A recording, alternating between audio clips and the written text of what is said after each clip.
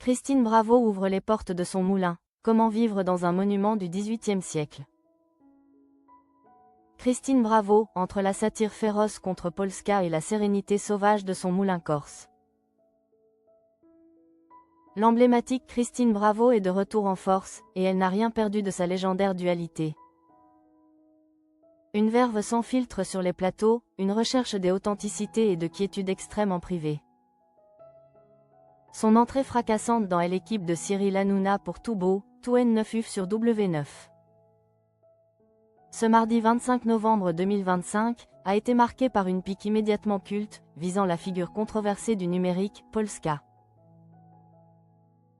Loin de toute diplomatie, Christine Bravo a décrit sa nouvelle collègue avec un humour acerbe, confirmant que son franc-parler ne prend pas de retraite. Je suis ravie parce que je suis très naturaliste et j'aime beaucoup les espèces rares. Pour moi Polska c'est une espèce rare, a-t-elle lancé, enchaînant sur une satire cinglante. De l'existence même de l'influenceuse. Par exemple, je me pose plein de questions sur son habitat. Habitat humide, est-ce que vous vivez dans des zones humides, zones sèches? Vous n'existez pas dans la vraie vie. Une sortie qui a mis le feu au réseau, prouvant que, même après des décennies de carrière, Christine Bravo reste une reine incontestée de la formule choc. Mais derrière cette façade de satiriste parisienne, l'animatrice de 69 ans mène une existence radicalement transformée. Son refuge, son véritable havre de paix, est un magnifique moulin du XVIIIe siècle niché à Occhiatana, en Haute-Corse. Une propriété qu'elle partage avec son mari et ses animaux, et qu'elle décrit avec une émotion sincère sur les réseaux.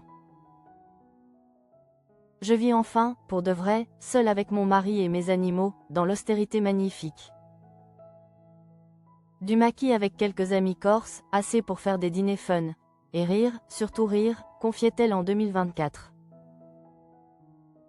L'ancienne figure des nuits parisiennes a troqué le béton contre le maquis, et l'épanouissement est total. Elle avoue avoir tissé des liens plus profonds en Corse qu'une vie entière à Paris. J'ai plus de potes en 3 ans à Occhiatana qu'en 63 ans à Paris, s'exclamait-elle, citant avec tendresse ses nouveaux amis, Kevin, Serge, Pierrette, Marie-Hélène, Sandra, Sandrine, Annick, Stéphane, Patrick, Ghislain, je peux même pas tous les citer.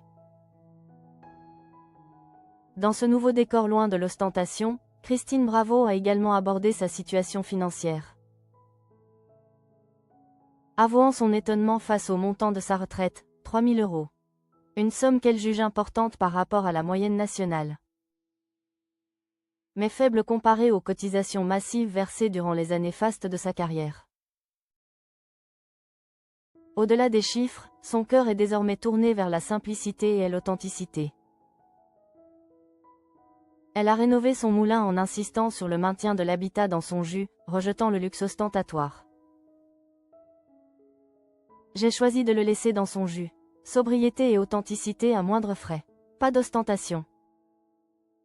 Pas de tape à l'œil. Des tons crème, blanc, bois. L'élégance est simple, a-t-elle déclaré. Décrivant une décoration minimaliste à base de paniers en osier et de matières naturelles.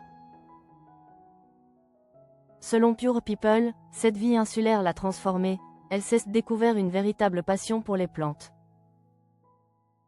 Devenue jardinière en herbe, elle cultive son propre potager et récolte ses légumes, tirant une fierté simple et profonde de cette nouvelle connexion à la terre.